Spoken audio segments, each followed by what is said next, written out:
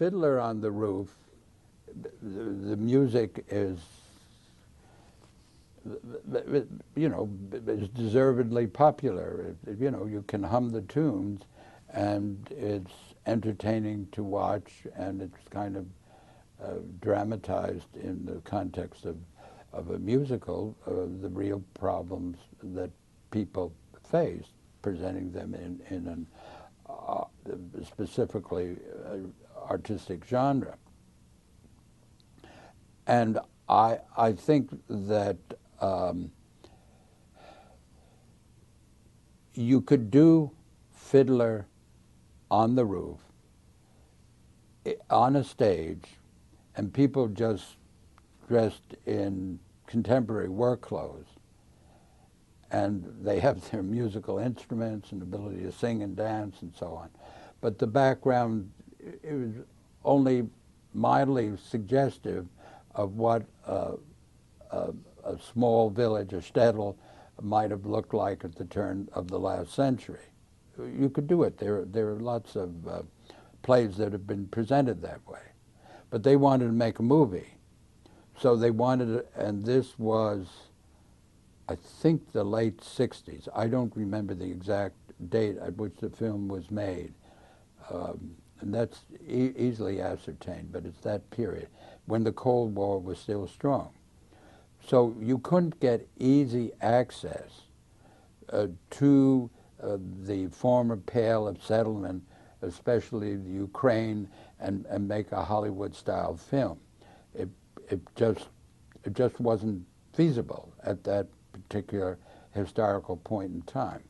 Okay, but Yugoslavia, with Tito, a divergent national theme of communism, he ran it as a communist state, but apart from Soviet influence, and matter of fact, getting a lot of Western support.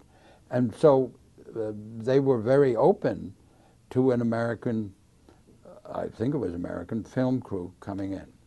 So you want something that looks peasanty. You want something, a traditional wooden house, and it looks like maybe it could be 100 or 200 years old. And it so happens the village of Lekenik, for various historic reasons, happened to preserve a good number of these houses. It's near Zagreb, good hotels for the crew and so on. You don't have to camp out. It's near the capital city of Zagreb, easy access. And we can dress up the folks there, and the buildings look very appropriate. So let's make our film there. Well, the sad thing about it is there were actual Jews who lived in Lekenik before the Second World War who played a prominent role in the history of the village. And how do I know this?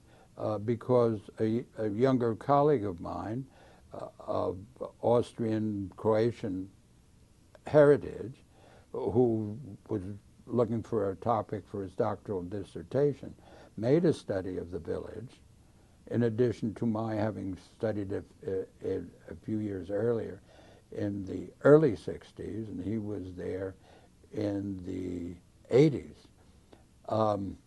And he also did something I didn't do. He went to the archives in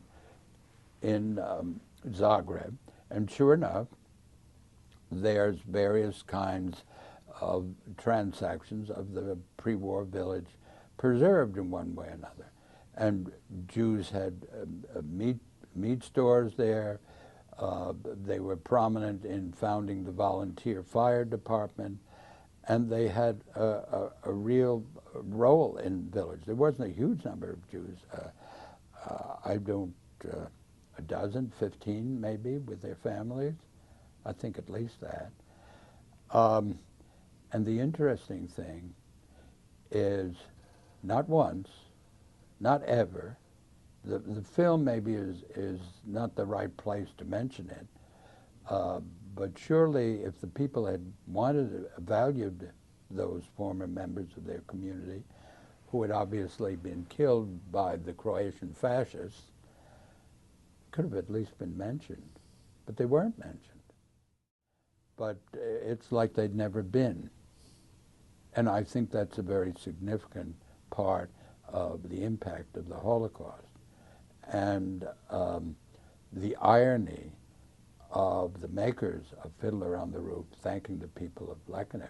Now, I'm not saying, because I don't know the details, whether any of the people from Lekanec, or how many were fascists, how many were enthusiastic Germans, supporters of the fascist state of Croatia, et cetera, et cetera. I don't know about, exactly how these people were seized, where they were taken, but the chances are they were put to death.